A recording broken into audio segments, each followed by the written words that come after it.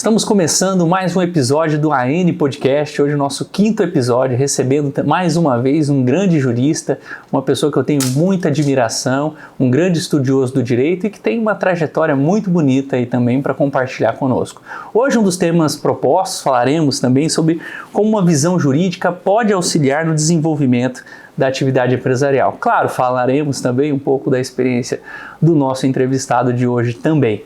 E o nosso entrevistado hoje é o Dr. Elson Pereira de Oliveira Bastos.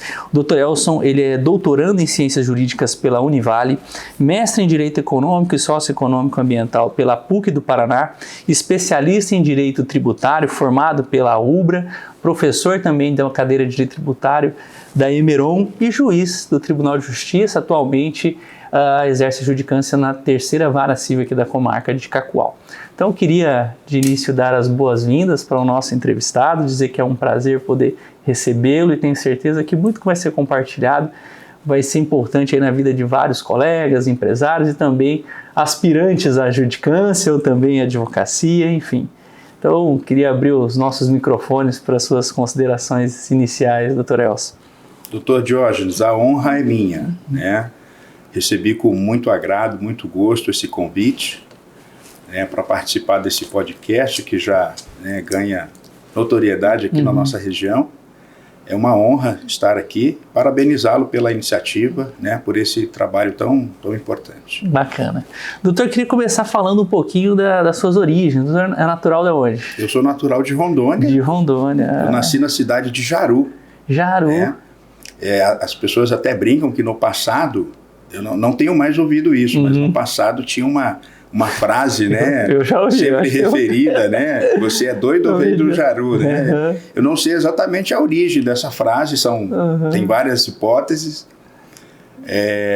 mas eu ouvi muito isso na escola, enquanto crescia, até a adolescência. Depois de adulto, passou. E como veio parar em Cacoal, eu sei que o doutor teve uma vivência também em Paraná, até que idade ficou em Jaru? Eu nasci em Jaru, mas na verdade eu fui criado até a adolescência na capital, Porto Velho. Depois eu me mudei para Paraná, onde eu fiz a graduação,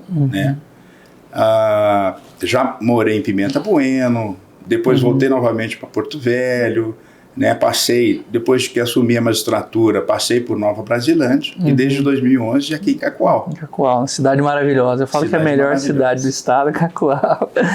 E o doutor também atuou como advogado logo após a graduação, Quanto tempo teve nessa experiência aí como advocacia?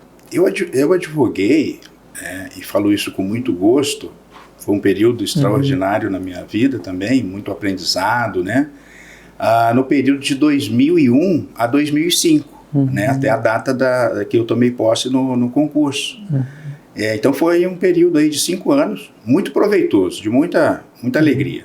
Eu tenho observado como os magistrados, alguns integrantes até do Ministério Público, de outras instituições, como eles têm uma deferência, um cuidado, um zelo no trato, não que outros não tenham, mas a gente percebe que quando alguém teve uma trajetória, uma vivência na advocacia, eu vejo que eles se mostram muitas vezes mais sensíveis e até mais dispostos a ouvir alguns pleitos de natureza, chega de institucional, dentro da atuação da OAB, mas também no dia a dia.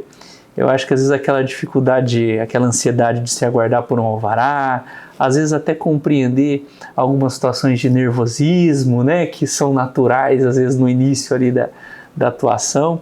O doutor acha que isso também, de alguma forma, quando você se vê em alguma situação, te remete a alguma memória da sua fase de advogado? Isso impacta ou você acha que não, é indiferente, é inerente já à atuação e pronto? A nossa experiência de vida profissional, acadêmica, impacta, influencia a forma como nós agimos, sem dúvida. Então, de um lado, eu creio que existe a sensibilidade individual de cada um, aquilo que constitui a pessoa, a psique dela, o humanismo dela, a maior interação dela para compreender o entorno e as pessoas, né? E não há dúvida de que, de outro lado, também a experiência acaba moldando, né? O fato de ter advogado, né, me auxiliou muito, né, no exercício da magistratura, né, porque já tinha aquela experiência da sala de audiência, né, do contato com os servidores no fórum, contato com o próprio magistrado, né, e vivenciei também as agruras, né, as dificuldades que o advogado tem, né, que é inerente à profissão, à carreira da advocacia. Então, ter essa compreensão, no meu caso, né, eu creio que contribuiu, né, contribuiu para atingir esse objetivo de cada vez mais prestar um serviço melhor, com mais qualidade. Ótimo. O interesse pela magistratura surgiu em algum momento ou já era um sonho já desde a faculdade?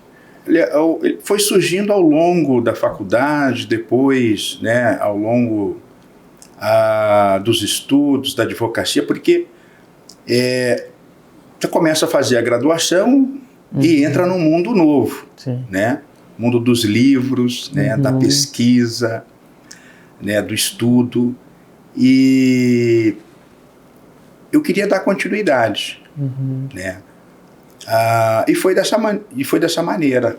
A minha preparação não foi direcionada exatamente para isso ou para aquilo, né? Acabou acontecendo no momento em que as coisas convergiram nesse sentido. E o doutor tinha alguém na família? Nós tivemos um podcast recente, até o nosso primeiro episódio, nós falamos sobre sucessão em empresas familiares, né?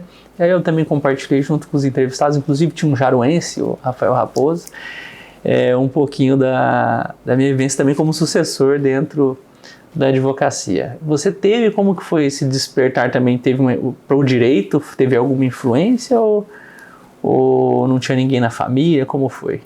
A minha influência foi externa, né? Na verdade, salvo engano, eu fui a primeira pessoa a ter nível superior na minha família. Que bacana. Né? Tanto família materna quanto família paterna.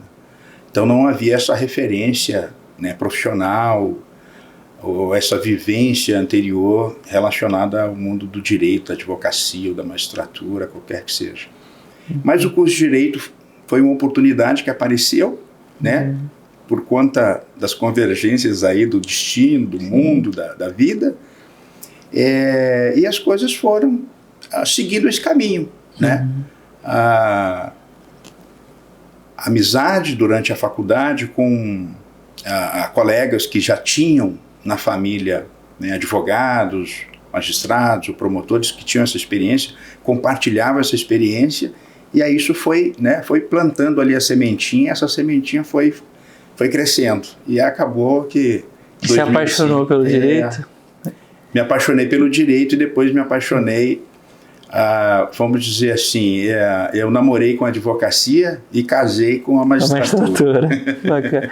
Eu até às vezes eu faço em alguns eventos, né, que a gente tem a oportunidade de falar, principalmente para jovens, quem está iniciando no curso de Direito, sempre gosto de ressaltar assim, um pouco também da minha história, né? Porque eu nunca fui um aluno exemplar, apesar de respeitar muito os professores, ter uma boa relação, nunca fui aquele aluno conflituoso, né,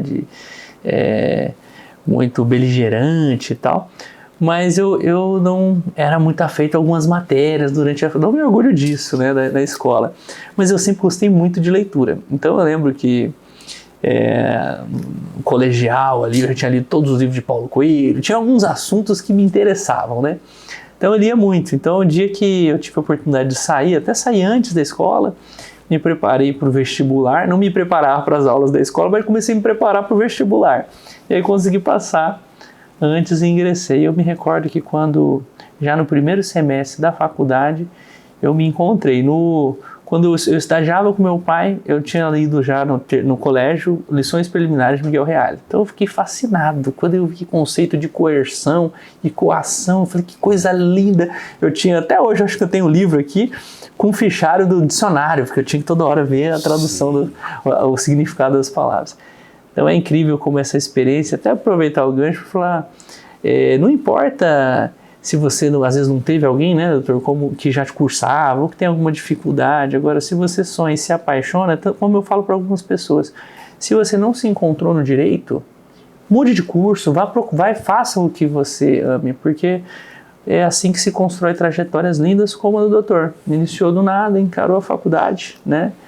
Depois fez a advocacia e hoje, como magistrado, uma pessoa que orgulha aí, com certeza, sua família, amigos. Então, é um exemplo nesse aspecto.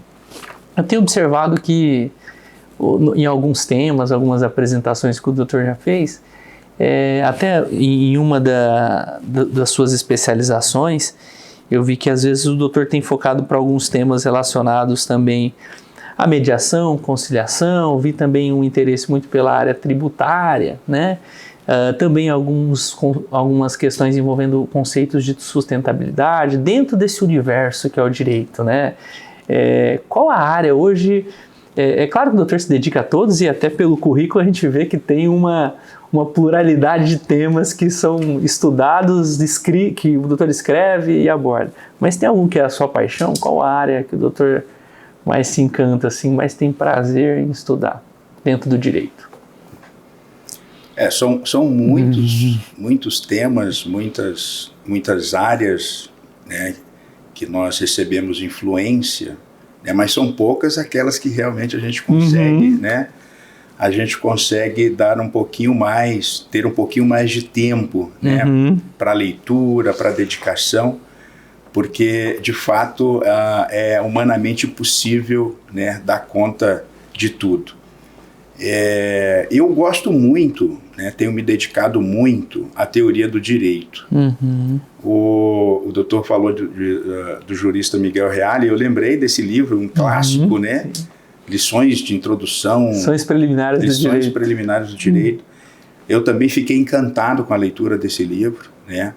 Ali estão as bases, né, que permite a compreensão do que é o direito, para que o direito serve, né? A teoria tridimensional, fato, valor e norma, né? A relação entre isso, como é que as coisas acontecem. Então isso abria para mim uma porta, uma janela, né, de esperança, né, de desejo também de aprender, de compreender, de entender cada vez mais. E até hoje eu sinto esse gosto, né? Então, para ler os teóricos do direito, né, que procuram ali nos dar subsídios para pensar melhor o direito do ponto de vista da teoria, né? Porque o nosso dia a dia na magistratura, na advocacia também é muito prático, né? Resolvendo as questões concretas, os problemas, né? Os problemas das pessoas, os problemas da nossa sociedade como um todo. E às vezes a gente precisa, né, espairecer um pouquinho com o aspecto teórico, né, com a dimensão teórica do direito, até para fazer aquela reflexão se a nossa prática está sendo coerente com aquilo que é a idealização, né, de um direito justo, de uma sociedade justa, né, de um direito que realmente reflita os anseios sociais, né, e seja bom para todos. Mas a atividade profissional do dia a dia também me fez ter um pouco de experiência na área tributária, por ser professor na escola da magistratura desde 2009, né, lecionando essa disciplina, direito tributário. E a última área que me abriu, né, foi a área da sustentabilidade, né, do direito ambiental, né, das questões relacionadas ao aspecto da sustentabilidade, que é, vamos dizer assim, o tema guarda-chuva, né, desse nicho de conhecimento. Isso veio com o mestrado, né? Era um mestrado que tinha essa vertente, né, socioambiental, direito econômico e socioambiental, e a minha pesquisa teve esse foco, né? Esse foco na perspectiva socioambiental do direito, e até acabei construindo aí uma ligação entre o sistema de precedentes, né, como isso de alguma forma contribuía, né, para a sustentabilidade do poder judiciário, e de que forma isso impactava, né, no nosso mundo jurídico, basicamente no nosso sistema de justiça. Então esses temas, claro, eu não domino, evidentemente, né, os temas, mas são aqueles com os quais eu tenho mais contato, lidado com mais frequência.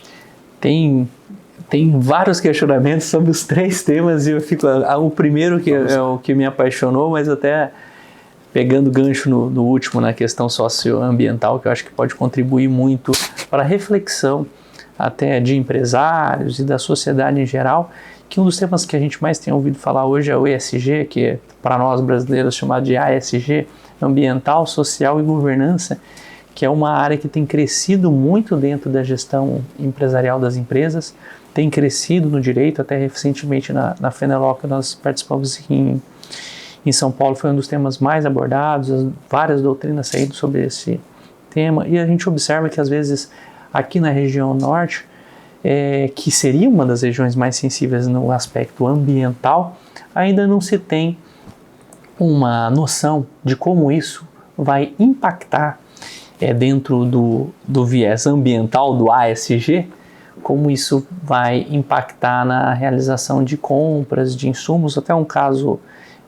na cadeia de fornecedores, na produção e, consequentemente, na venda. Vou até trazer, doutor, um caso de um cliente do escritório que recentemente, ao fazer a unificação do CAR, das suas propriedades, ele tinha uma área que ele havia adquirido há muitos anos e que tinha um passivo ambiental. Ele pagou as multas e tudo e acreditava que estava correto, mas não tinha sido feito nenhum PRAD, nada. Quando fez essa unificação, ele contaminou toda a matrícula de uma propriedade extensa e altamente produtiva. Hoje o que se cultiva é soja e é arrendada essa área. Automaticamente o arrendatário não conseguiu vender para ninguém essa soja, porque ele necessitava de algumas autorizações, né? Isso criou um bloqueio no cadastro e ele não conseguiu. Então teve que fazer todo um trabalho para tentar revisar o CAR e ajustar. Então veja o impacto que isso aqui em Rondônia, que já está gerando. Agora nós temos alguns anúncios até da União Europeia nesse sentido. Então há necessidade de uma preocupação em relação a isso, até na área de governança, que aí entra a área do doutor também, tributário, né? Na área social, hoje a gente fala muito de cotas. O doutor tem observado que às vezes esse descuido tem trazido reflexo judiciário, seja em questões de demandas que poderiam ser evitadas. O doutor visualiza que isso vai impactar a médio e longo prazo, ou que isso não é uma realidade que vai acontecer, porque acaba desaguando essas demandas judiciárias, né? Ao longo dos últimos anos, o doutor tem observado alguma crescente ou não? Dentro da perspectiva de estudo do doutor, qual a visão que você tem em relação a um empresário, um empreendedor, seja do agronegócio, numa visão de futuro? Que deve ser um cuidado ou não? Doutor Diógenes, esse tema não é mais um tema do futuro, né? Como há alguns anos atrás se falava, né? Sustentabilidade é o nosso futuro, é aquilo que vai moldar a sociedade do porvir. Não, é tema do presente, né? Nós já estamos vivenciando isso daí. Esse exemplo que o doutor menciona é um reflexo, né, dos impactos que o empresário, que o profissional, que o agente econômico sofre, né, em razão do descumprimento da violação de alguma legislação ambiental. Mas é um tema extremamente rico e complexo. Me parece que o grande desafio é separar o debate ideológico, né, das questões jurídicas, das questões reais que afetam as nossas vidas, né? As nossas vidas enquanto pessoa, enquanto sociedade, enquanto cidade, enquanto Estado, enquanto país, né? E a sua colocação no mercado global. O debate ideológico, ele fica num plano muito aberto, de muita abstração, e ele não consegue resolver os nossos problemas, né? O fato é que nós temos uma legislação importante sobre questões ambientais, sobre proteção ambiental, né? Sobre desenvolvimento social, né? Sobre pluralismo, né? Promoção da igualdade, uma equidade social maior e melhor, né? E nós precisamos encarar isso, né, com o pé no chão, né? Porque sustentabilidade nada mais é do que equilíbrio, né? Eu aprendi isso durante os meus estudos e os debates e as leituras.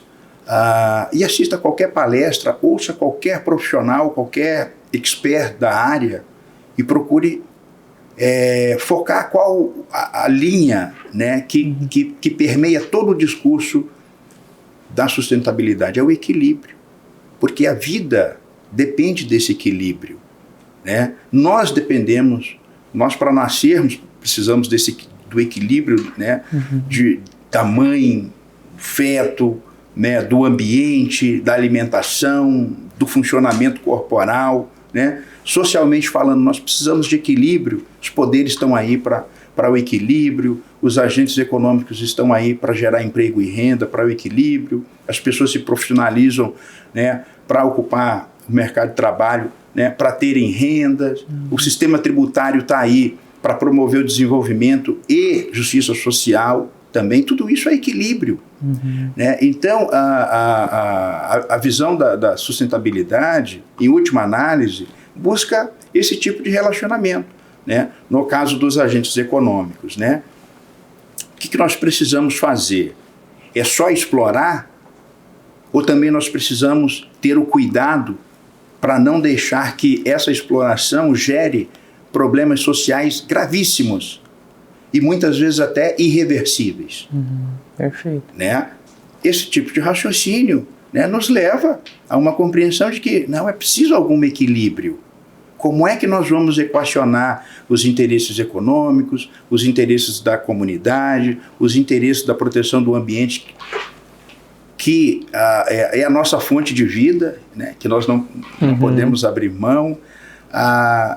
E aí o ponto-chave para essas soluções, né, para essas tomadas de decisões, é a conversa, é o diálogo, é a compreensão, é estar aberto a entender os nossos problemas, né, e a olhar para os nossos objetivos, onde a gente precisa chegar.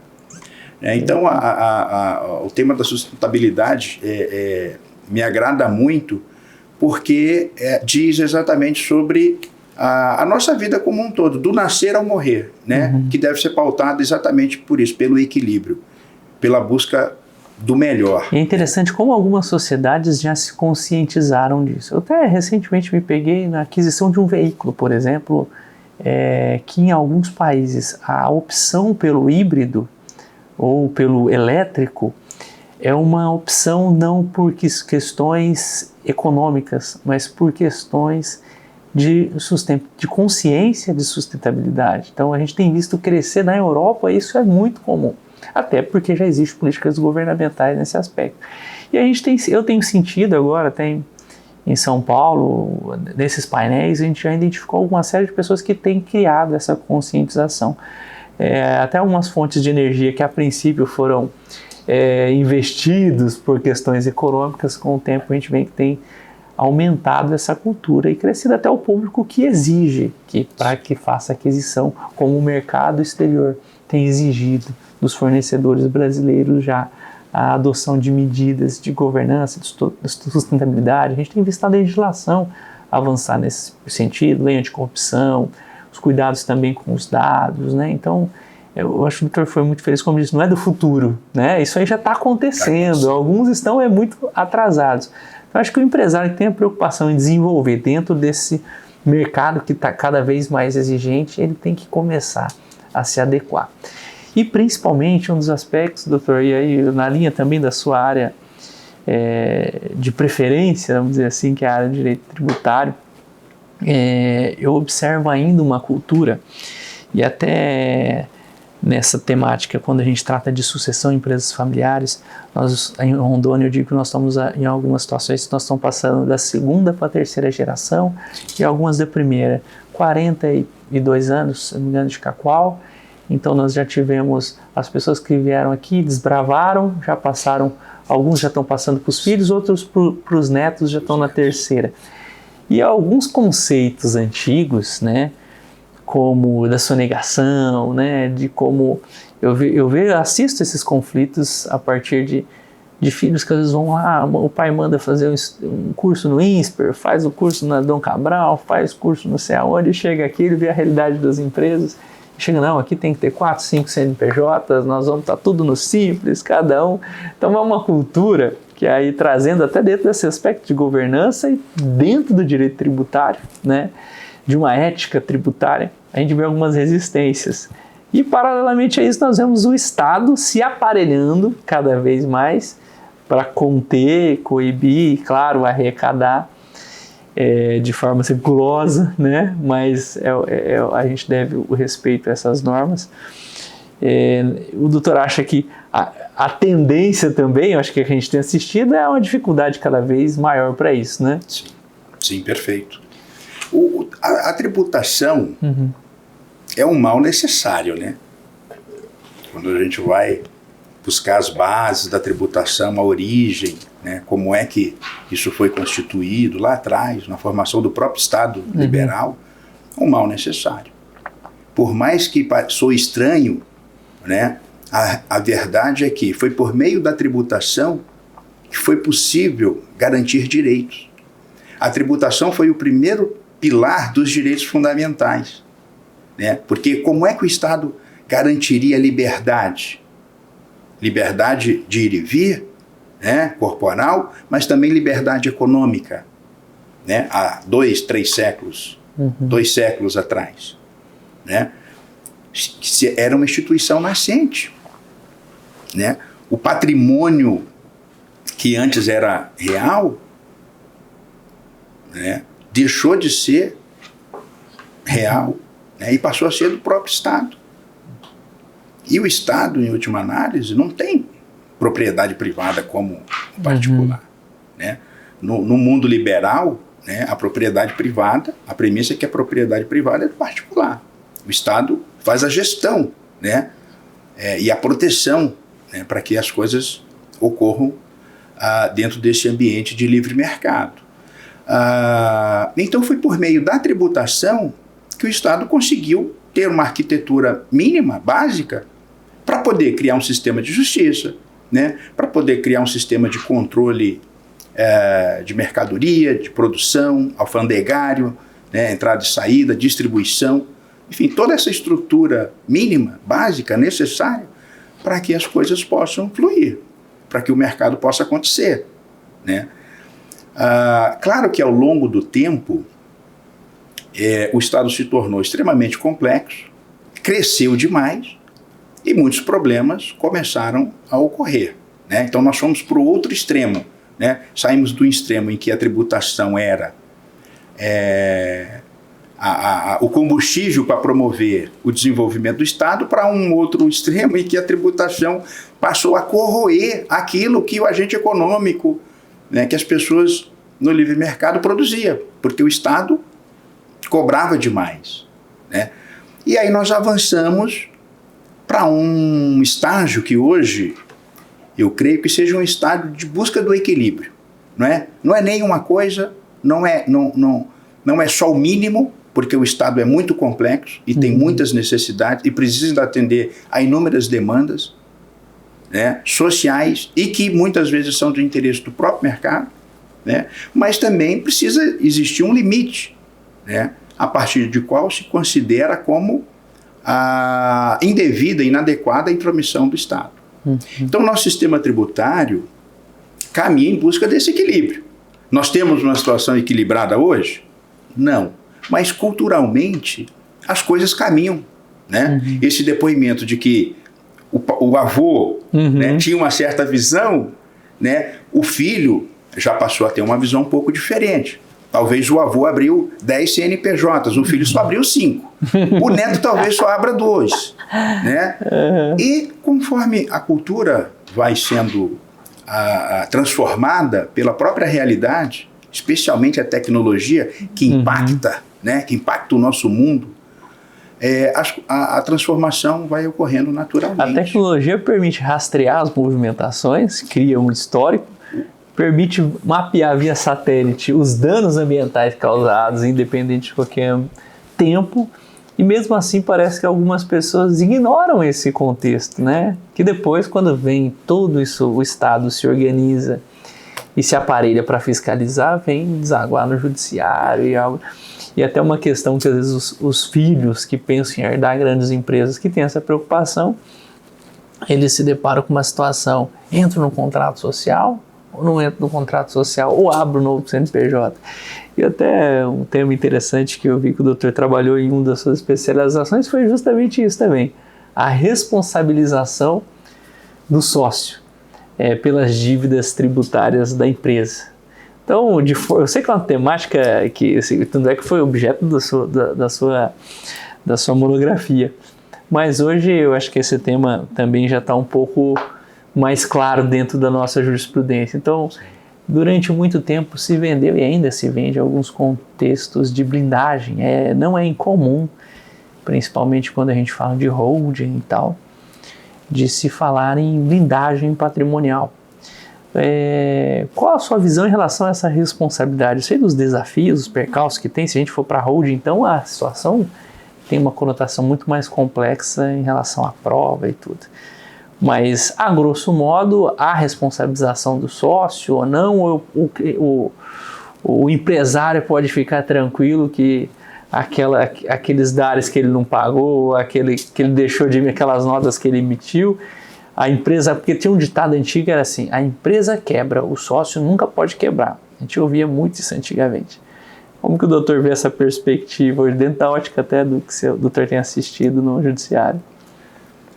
A separação do patrimônio do sócio, né, e patrimônio da empresa foi uma exigência, ainda no século XVIII, né, uma condição para que ocorresse o livre mercado, para que a produção pudesse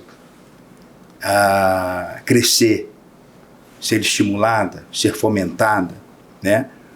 O período da Revolução Industrial, né, foi marcado muito por isso. Por quê? As pessoas simplesmente não investiriam, não aplicariam capital se elas não tivessem a garantia de que se o insucesso daquela atividade iria significar a ruína, né, total, aniquilamento dele, da família dele, do patrimônio dele. Então isso foi necessário, isso foi sendo aperfeiçoado ao longo do tempo, né? É um tema, a responsabilidade no nosso direito é um tema que envolve várias complexidades, né? Mas eu diria, para ficar, né, mais transparente esse assunto, que a única preocupação, o fator, vamos dizer assim, decisivo, né, de responsabilização de um sócio por um problema da empresa tem relação com o mau uso da pessoa jurídica. Tem relação com a prática de atos ilícitos, ilegais. Que daí já é uma situação anormal, né? A pessoa jurídica, a empresa, não está sendo utilizada para cumprir a finalidade pela qual, né, se garantiu essa separação de patrimônio entre sócio e empresa. Mas ela está sendo utilizada com uma finalidade diferente, né? Para tirar vantagem de alguém, do Estado, ou de um outro particular, né, ou do sistema, né, ou para gerar prejuízo para terceiros. É isso que o direito reprova, rechaça e sanciona, né? Fora desses aspectos que estão relacionados à ilegalidade, o agente econômico, o empresário, o investidor, está tranquilo, porque a nossa legislação protege, né, e separa, né,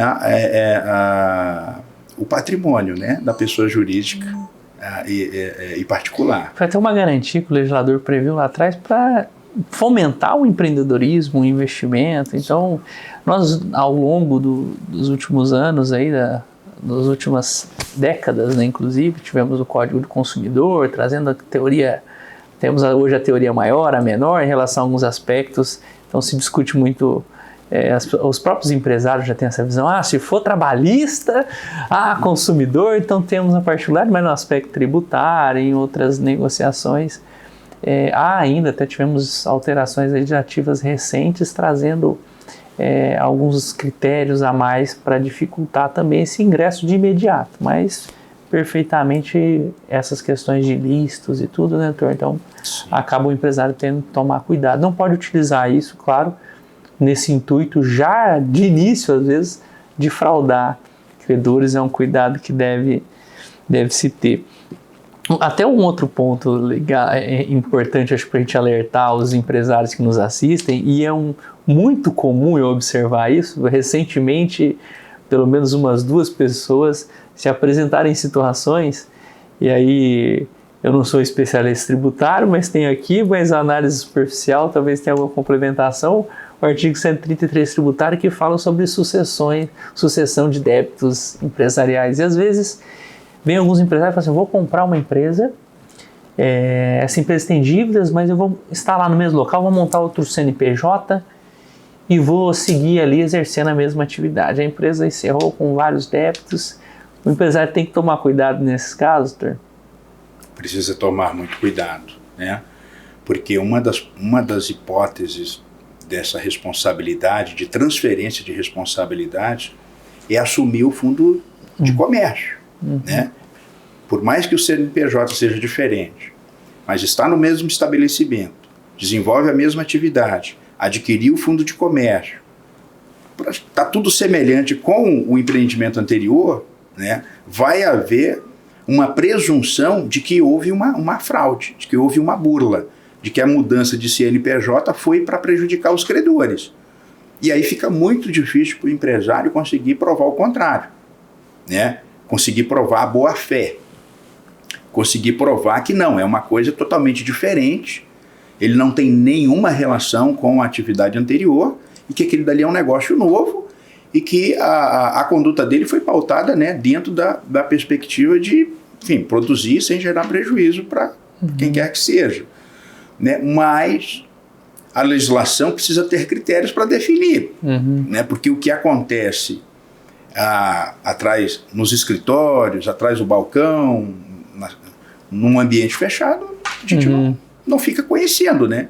Então, quais são os critérios? Esses elementos, critérios objetivos. Está no mesmo lugar, adquirir o fundo de comércio, é a mesma atividade, às vezes tem até sócio da empresa anterior. Então, assim, como é que vai negar que não é uma continuidade com CNPJ diferente?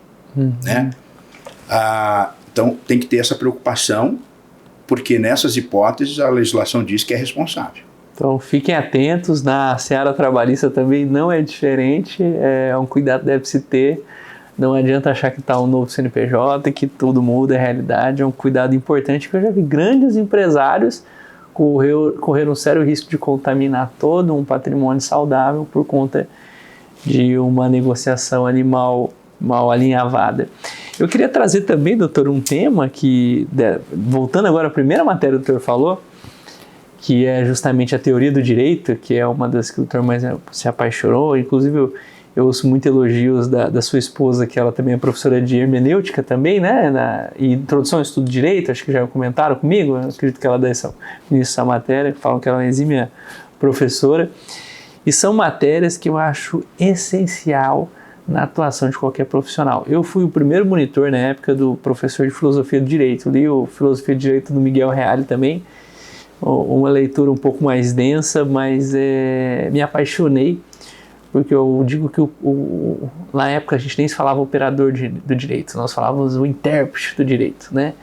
E eu acho que é justamente para essa base que o doutor bem lembrou da teoria tridimensional do direito do Miguel Reale, que as questões axiológicas, os valores, eu considero isso muito a hermenêutica, principalmente a interpretação teleológica, qual o objetivo, qual o valor que aquela norma jurídica buscou resguardar. Eu vejo hoje uma falha muito grande em alguns operadores, esses sim, operadores do direito, e que recente agora tive alguns casos em que as soluções me pareciam muito óbvias, porque elas partiam a partir de princípios, de premissas que estabeleceram a construção da norma. Só que a resposta para a pergunta, nem sempre ela está positivada exatamente como questionamento, né? Então, eu acho que isso é o diferencial na atuação. O doutor falou, por exemplo, da busca do ideal de justiça. Será que essa a questão ou a solução posta, né? Eu acho que isso abriu o precedente até para a gente trabalhar melhor o novo Código Civil, o princípio da boa-fé, que traz também elementos subjetivos. Essas matérias iniciais, eu queria até que, de repente, o doutor tenha alguma visão em relação a essa importância delas para aquele que está estudando, para aquele que está iniciando no direito, porque eu vejo que as pessoas buscam muito só focar no processo, na prática. Eu quero ver a prática, cadê o modelo da ação? E esquece da base, né? Eu acho que tudo a gente tem que ter bases sólidas. Talvez até muito da sua atuação, né, essa segurança, essa visão mais ampla vem dessa base. Qual a importância que você vê assim dessa matéria? Teoria do direito, hermenêutica, filosofia do direito, sociologia, dentro da atuação. E vamos falar da sua experiência prática. Elas têm relevância hoje na prática, né, no dia a dia forense? Ou você acha que é algo complementar, o processo acaba sendo só o que predomina? Ou é só nas questões complexas que isso se acaba valorizando o profissional? Qual a sua visão da importância dessas matérias? Minha visão é que elas têm importância direta na nossa atividade. Uhum. O doutor se referiu à hermenêutica, à interpretação, né, os intérpretes do direito, como falavam antigamente. Depois virou operador do direito, parece até que trabalha no hospital. Né? O Poder Judiciário não deixa de ser um nosocômio, um hospital, né, que trata as feridas sociais, né, as feridas das pessoas, feridas no sentido de violação de direitos. Porque tem relação direta com a nossa atividade profissional. Porque é essa base, né, a filosofia do direito, a teoria do direito, né, que vai nos auxiliar a interpretar a nossa legislação, a interpretar os nossos precedentes, né, a olhar para o problema, olhar para o sistema jurídico, né, e ter uma compreensão que seja complexa, né, e ampla, a fim de que a gente consiga, na medida do possível, né, apresentar uma resposta legítima, coerente, né, mais adequada para a solução do caso. A prática é importantíssima, né?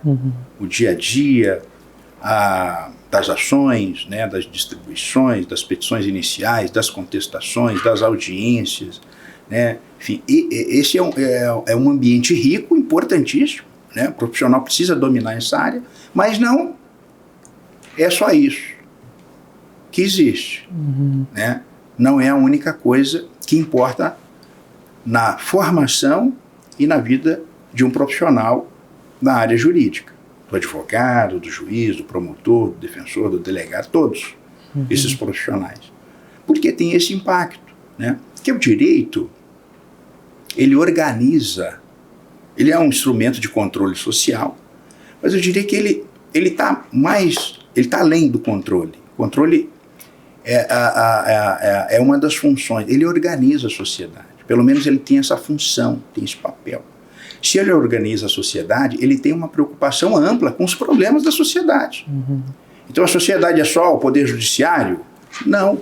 A sociedade também é a política, né? A sociedade também é o mercado, os agentes econômicos, as pessoas, os trabalhadores, os empregadores, né? É a saúde, é a educação, são os problemas relacionados à discriminação, à violência. Tudo isso, né, está permeando o meio social. E o Poder Judiciário, por meio da aplicação da lei, precisa dar resposta para esses problemas, quando esses problemas chegam até o Poder Judiciário. Como compreender isso? Como entender essa realidade tão complexa, tão dinâmica e muitas vezes tão difícil, né? Tão penosa para muitas pessoas? Essa leitura da filosofia, da teoria do direito, dos clássicos e dos modernos, que nos ensinam, né, sobre o papel do direito, a função do direito, para que serve o direito, a coerência do direito, a razoabilidade do direito, tem exatamente essa missão, né? Nos dá ferramentas intelectuais para poder olhar para essa complexidade tão difícil e procurar uma solução justa para o caso. A melhor solução, a mais justa, é aquele caso que é de primeiro semestre de faculdade, o caso exploradores de caverna.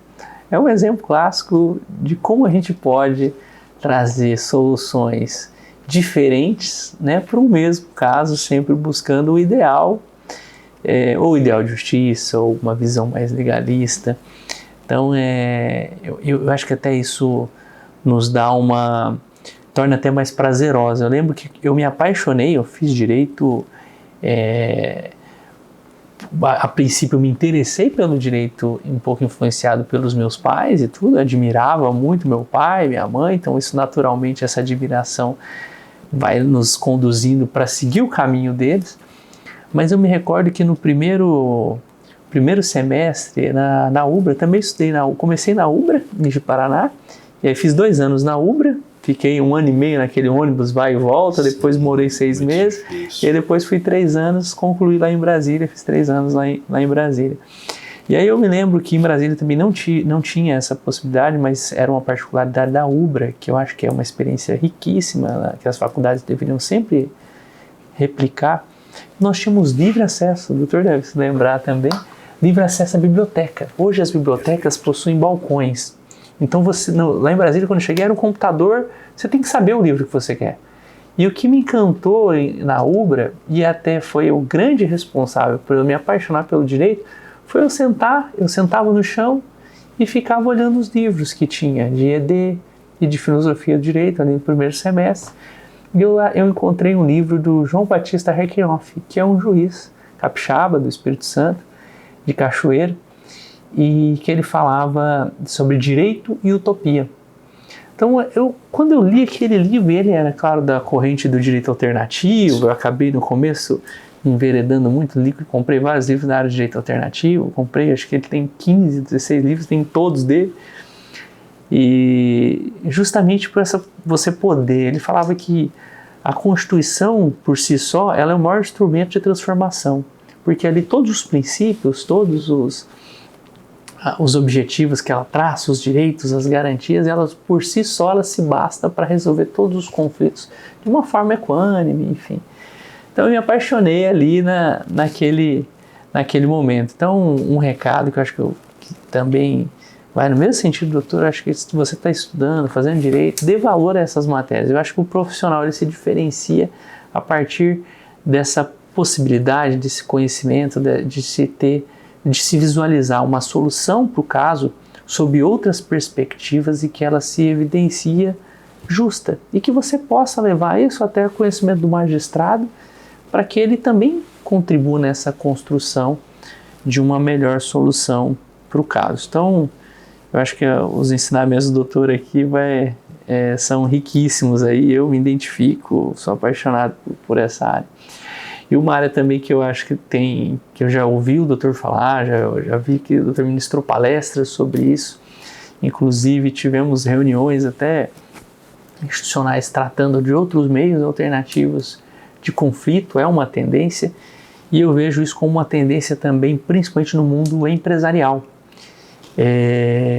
de se buscar, hoje principalmente as empresas, os litígios são custosos. A demora na solução de uma lide tem um custo altíssimo, às vezes, para a empresa em determinadas matérias, né? Impactam no funcionamento da empresa, impactam no fluxo de caixa, as demandas societárias, então, tem consequências drásticas, que a empresa gera trabalho, renda, tributos, né? Arrecadação. E eu vejo isso como uma opção para se manter uma saúde financeira e também algo que o judiciário busca para diminuir a quantidade de processos. Dentro da sua atuação ou dentro do que o doutor acredita e até sei que propaga na sua atuação judicante, Qual as maiores dificuldades que o doutor vê, o ponto de resistência para se adotar com mais intensidade a busca de soluções por meio da conciliação? Sei que o tribunal faz sua parte, né? A designação das audiências, as campanhas, mas qual é o senhor vê, o doutor vê algum problema, como que a gente deve trabalhar e o que o senhor traz de uma experiência positiva em relação à adoção desses métodos? Os problemas legais, jurídicos do agente econômico são externalidades, né, na linguagem econômica. Vai ter que lidar com isso.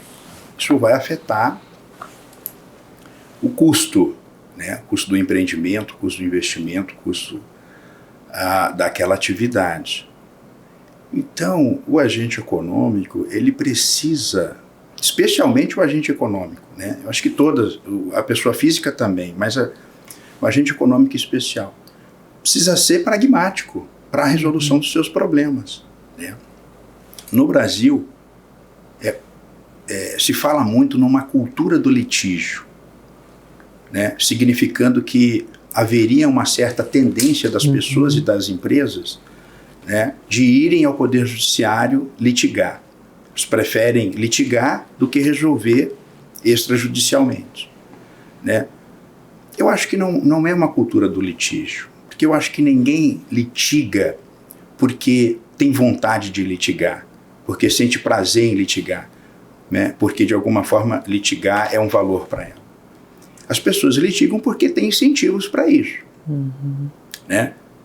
Ou porque elas não têm outras formas de resolver os problemas jurídicos que apareceram, né? Então, a experiência da magistratura, ela nos revela que existem muitos incentivos para as pessoas explorarem o Poder Judiciário, muitas vezes de forma indevida.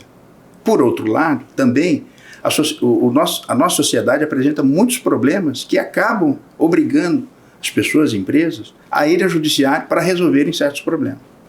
Qual é a consequência disso? Muitas demandas. Reflexo disso, morosidade. As pessoas estão habituadas a ouvir que o Poder Judiciário é moroso, né? Que demora solucionar. E quando soluciona aqui na comarca, aí tem um recurso. Aí soluciona um recurso, às vezes tem outros recursos. Então isso é um sistema complicado, demorado e caro. Né?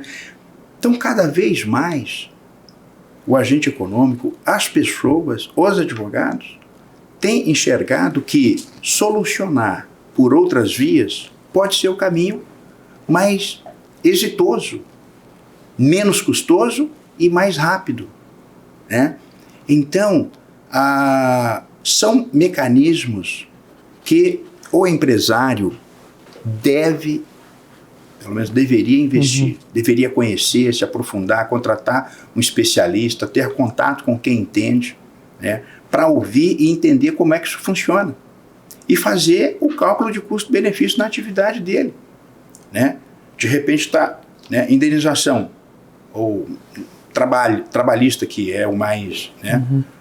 Enfim, analisa quais são as decisões, quais são os precedentes, né? Quais são os meios para tentar equacionar, encontrar um ponto de equilíbrio nessa relação. Então, isso é pragmático, né?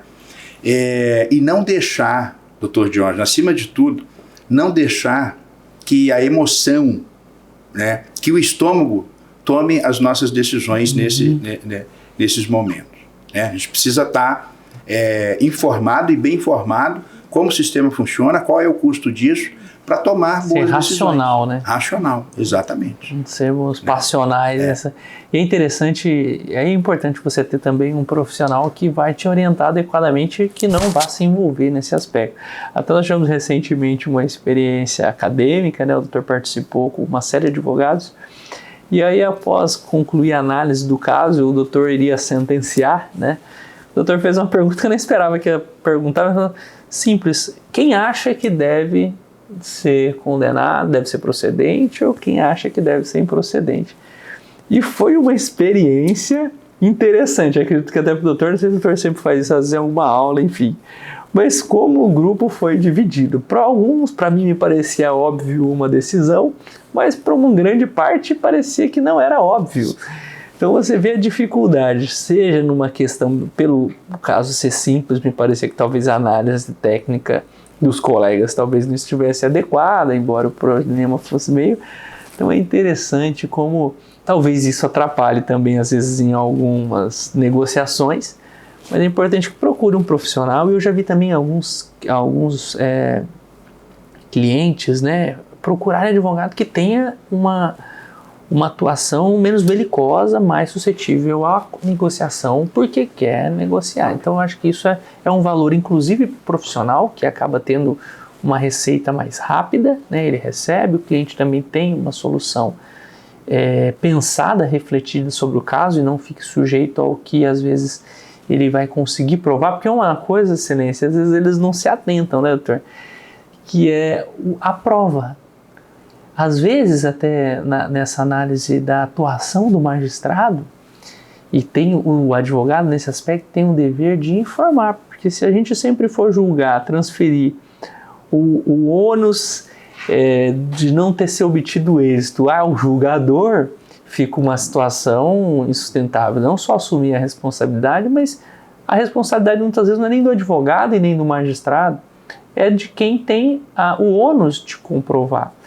E o magistrado, ele julga com o que está naquele processo, ele não sabe a realidade como foi.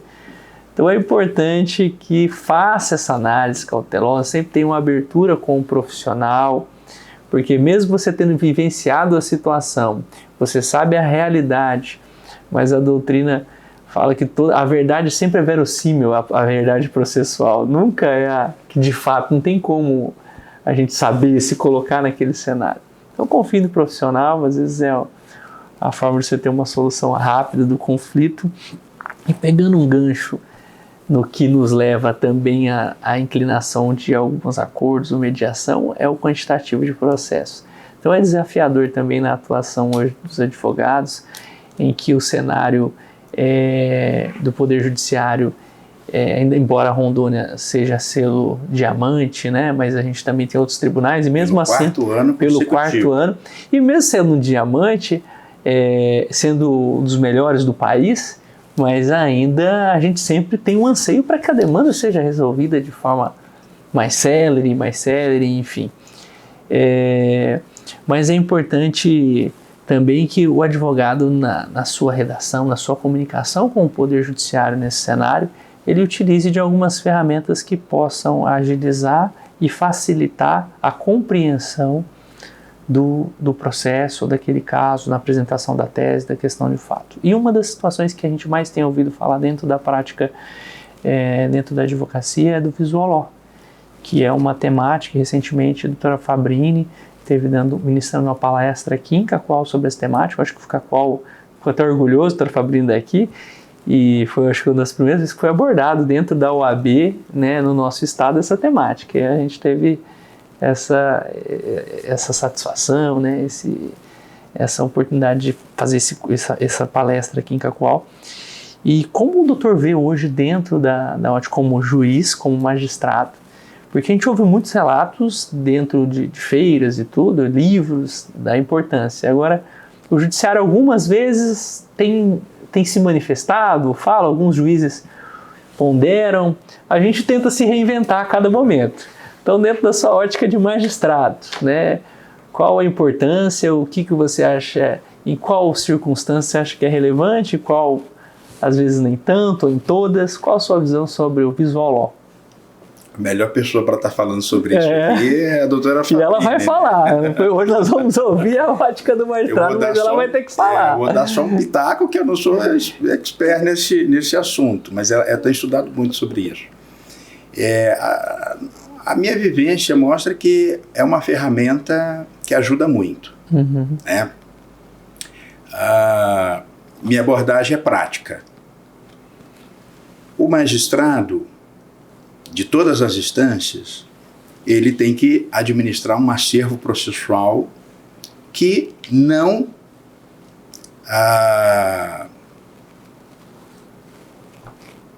que muito frequentemente é superior a capacidade, vamos dizer assim, adequada de quantidade de processos por juiz, por pessoa.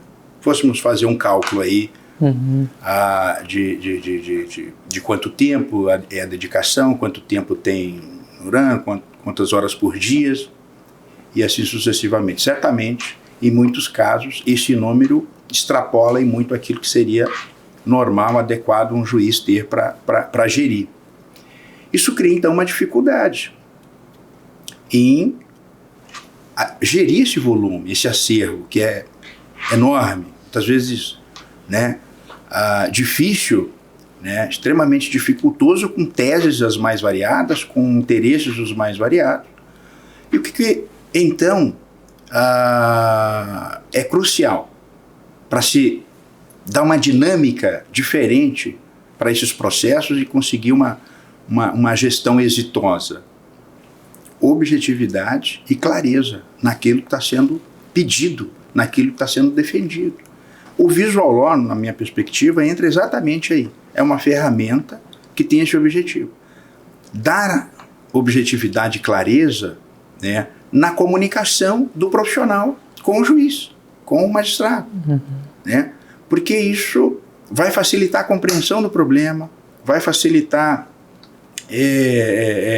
a análise das ideias, das teses jurídicas que circundam esse problema e vai, evidentemente, trazer como resultado uma compreensão melhor do problema e uma solução mais rápida para esse problema.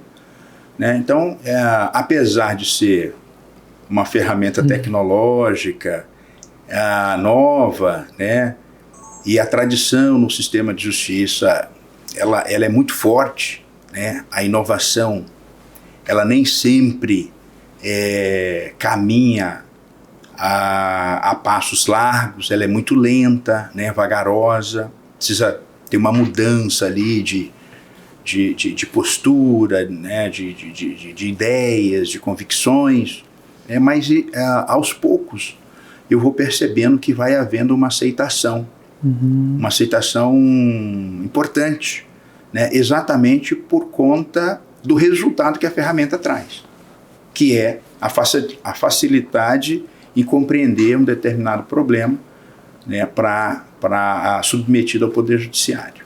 Nós vamos ter a oportunidade de conversar com a doutora Fabrini depois sobre esse tema, também é uma oportunidade, mas foi bom também trazer a ótica do magistrado e eu posso falar como advogado, que eu tenho observado agora estudando para começar a aplicar alguma ferramenta relacionada a isso. Mas como a gente sente até um orgulho do nosso trabalho quando a gente consegue aplicar. Porque a gente consegue notar como fica muito mais fácil o convencimento, a demonstração das suas ideias, quando você utiliza essas ferramentas. Você fala, nossa, como facilita a compreensão, e se você utiliza algumas ferramentas, a coesão acaba sendo uma consequência. Se você consegue trazer num gráfico algo que fique claro, ou seja, sobre a linha do tempo de uma prescrição, às vezes algo que você iria discorrer em parágrafos e tal, você consegue trabalhar. Então, o advogado também sente quando ele desenvolve. Claro que a gente faz pensando em trazer isso com o objetivo de convencimento ao destinatário da prova, mas é muito interessante quando a gente traz para contratos, para procuração. Então, acho que é algo inevitável. Até um dos cursos que eu fiz recentemente fala que isso é o futuro, é inevitável. Você vai ter que, essa comunicação ela vai ser com o tempo exigida, né? Então é um tema muito bacana. Estamos caminhando aí já para o nosso final, o tempo passou voando, foi muito bom, mas nós estamos no final do ano aí, última semana de expedientes forenses, já caminhando para próximo de 2023.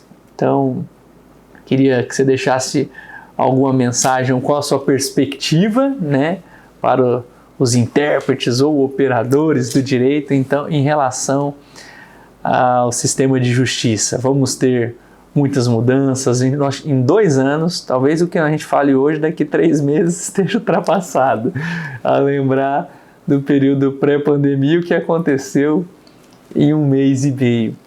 Nós estamos numa fase aí, sem entrar em discussões, mas numa questão de visão, para os próximos anos essas tendências advindas da pandemia, né?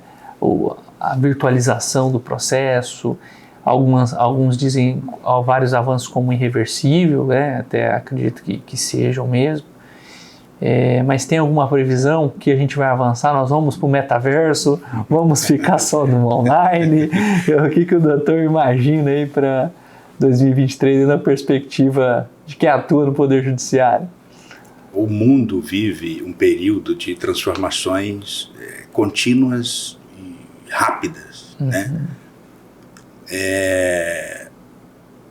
O mundo do direito também sofre esse impacto, né? E o nosso sistema de justiça como um todo também, evidentemente. Cada vez mais eu acho que a tecnologia vai ser introduzida nos processos, no funcionamento, vamos colocar de forma geral, no funcionamento da máquina judiciária, né? É preciso pensar os limites, né? É preciso pensar até que ponto ela ajuda ou prejudica. Mas eu creio que a mudança tecnológica pela qual nós estamos passando, ela vai se aprofundar ainda mais. Então, talvez a gente faça audiência no metaverso. Agora já é uma brincadeira, não acredito. O metaverso eu já acho algo... Eu participei da FENLOL e tem alguns painéis sobre audiência e metaverso. Eu confesso que eu nem aprofundei, tinha tantos painéis interessantes, comecei a ver, mas a mim, talvez eu possa estar muito atrasado, retrógrado, mas eu acho que ainda não vejo aplicação em muitos casos. Até, eu acho que prejudicaria muito até quando a gente fala em humanização da justiça, né, que eu acho que às vezes é muito necessária para a conquista desses valores máximos de ideal de justiça e tudo. E em alguns, o metaverso, como eu crio empatia? Como eu ouço uma testemunha, eu vejo, sei lá, as expressões faciais, eu vou viver algo no virtual e eu vou resolver os litígios como algo virtual. Acho que para o exercício da justiça, me parece que ela acaba de vez por desumanizar.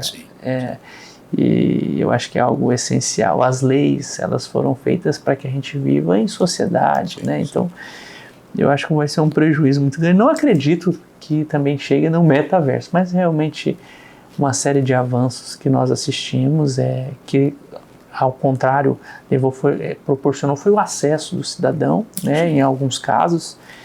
Eu tenho uma visão também, em alguns aspectos, que eu acho imprescindível que o ato seja presencial e tudo, né?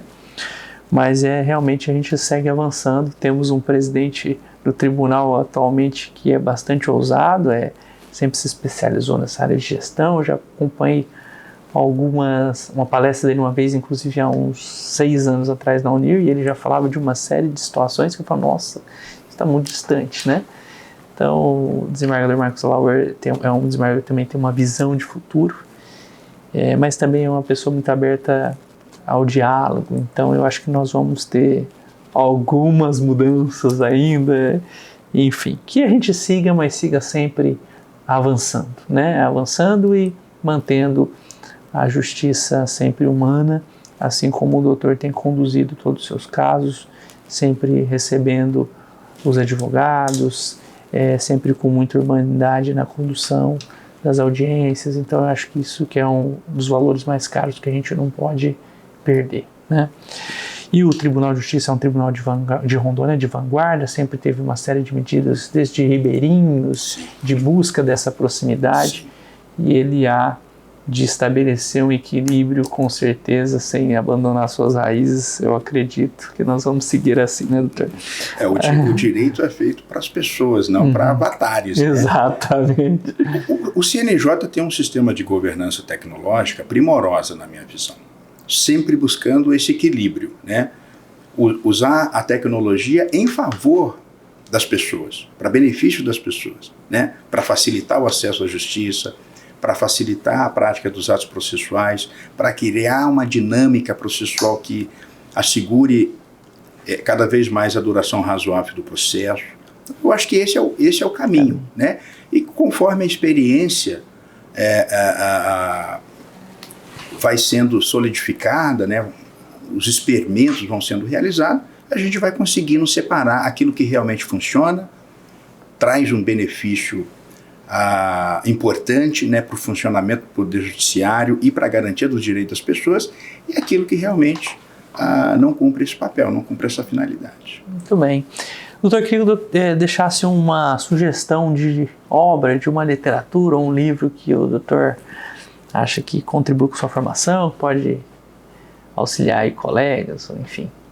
Olha, do direito são muitos livros, né? Os clássicos do direito. Eu recomendaria um livro, eu vi ele aqui na sua prateleira, né? Eu vou até puxar ele aqui. Esse livrinho aqui, eu acho um livrinho fantástico. Muito bom. Né? O Mundo de Sofia, um romance da história da filosofia. Muito bom. Tem muitos anos que eu li esse livro, nem sei há quanto tempo, mas muito tempo. E esse livro realmente é um livro transformador. Para mim, cumpriu esse papel, né? Que tem a ver com aquilo que o doutor conversou sobre, né, o conhecimento mais amplo, né, das coisas, do mundo do direito e da própria vida, da nossa organização social, né, do sentido da vida. Então, esse livro aqui, ele é muito inspirador nesse sentido. Né? Excelente obra. Eu vi também. Maravilhoso. Eu passei o olho, já identifiquei. Bacana. Maravilhoso. Né? E tantos outros. Enfim. Ótimo. Eu indicaria É uma excelente obra. Uma excelente obra. Esse. Maravilha. Fica a dica do Dr. Elson. Tem alguma frase, alguma mensagem? Queria que deixasse à vontade agora para as nossas considerações finais já, mas já agradecendo também a sua participação. Para nós foi uma honra recebê-lo, vários conhecimentos aqui valorosos, tenho certeza que vai ser de muita valia para vários colegas aí, empresários, enfim, e mais uma vez registrar o meu respeito ao doutor. Recentemente falei do doutor, uma pessoa extremamente reservada, séria, né, estudiosa. A gente tem visto manifestações nas peças, enfim, nos artigos que o doutor publica. É uma pessoa muito admirada e humana, né? Eu acho que isso a gente observa desde a sua relação com a sua família, que é algo que inspira também. Então, para mim é uma honra poder recebê-lo aqui e aprender também com Vossa Excelência. Então, eu queria que também, abrindo já para as considerações finais, também tiver alguma frase que lhe inspira ou alguma reflexão também, fique à vontade. Olha, eu não tenho uma frase, mas talvez uma reflexão, né, sobre objetivos. Né? Eu diria que nós temos que ter mais esperança do que desejos, né? Porque desejos são sentimentos, né? E esperança é ação. Né? Quem tem esperança de alcançar algo vai percorrer o caminho necessário para atingir esse objetivo. Quem tem desejo amanhã pode acordar, né, já num outro estado de ânimo, num outro estado psicológico, e aquilo passa. Né? Lá na frente o desejo volta, mas a ação necessária para se alcançar aquele objetivo, né, para se atingir aquele resultado, não foi realizada. Né? E as coisas só acontecem se houver ação efetivamente. Né? E agradecer o convite, né? É maravilhoso essa participação, né? Muito lisonjeado de estar aqui, né? Dizer também, parabenizá-lo mais uma vez por essa iniciativa, né? Pelo trabalho que realiza à frente da UAB, né? Participou ativamente durante os 2 turnos da eleição, das eleições agora, né? lá na Justiça Eleitoral, na 11ª Zona Eleitoral, agradecê-lo também por aquela contribuição valiosíssima, né? Queria até parabenizar, antes do doutor mencionar isso, eu estava lembrando, foi tão corrido, o tempo passou voando, e algo que eu queria ter mencionado também foi a atuação, acompanhamos o processo eleitoral, e o doutor Elson o tempo todo, não tinha dia, não tinha horário, empenhado, sempre com muita lisura para acompanhar todo o processo. Eu confesso que foi importante essa participação mais efetiva nesse processo para a gente valorizar o trabalho realizado por todos os servidores, pelos voluntários, pelo mesário. Eu nunca havia participado já de alguns acompanhamentos da eleição, mas de ir até as trocas de urnas, acompanhar o trabalho nas escolas. É algo impressionante, a organização, a logística, o empenho de todos, e o doutor está de parabéns. Eu acho que nós vemos situações de ter que se deslocar por várias vezes, 3 vezes, né? O doutor deslocou para uma sessão em uma linha, acabou a energia, e o doutor sempre empenhado, foi atrás de gerador de energia, levou a equipe. Então é algo que nos orgulha. Foi uma experiência rica e agradeço o doutor por ter participado ativamente, nos auxiliado, né? Sentido na pele a dificuldade que é, né? Fazer o trabalho acontecer, né? Dentro da normalidade, dentro daquilo que é o que se espera que aconteça, né? Um trabalho feito a muitas mãos. Né? A Justiça Eleitoral tem um corpo de servidores extremamente qualificado para isso, as pessoas que colaboram conosco, que são voluntários, ou mesmo aqueles que são, né, convocados, também se doam, se entregam, né, em prol da realização desse serviço. E o resultado foi que nós conseguimos cumprir o nosso papel, né, permitir que as pessoas tivessem acesso ao exercício do direito de voto. Então, muito obrigado pela valiosíssima contribuição naqueles dias lá. Isso, foi tá? singela. E parabéns pela iniciativa do podcast. Maravilhoso, tenho aprendido muito. Eu que agradeço. Obrigado. Ótimo, mais um podcast excelente, espero que todos vocês tenham gostado, encerrando a nossa temporada de podcasts de 2022. Já temos uma série para a nova temporada programada, então a partir de janeiro estaremos novamente aqui nesse projeto, trazendo já novos convidados, como o de hoje, com uma grande experiência, com muito conhecimento para compartilhar com você. Então, um grande abraço, um Feliz Natal, um próspero Ano Novo e até a nossa nova temporada em 2023 aqui no AN Podcast.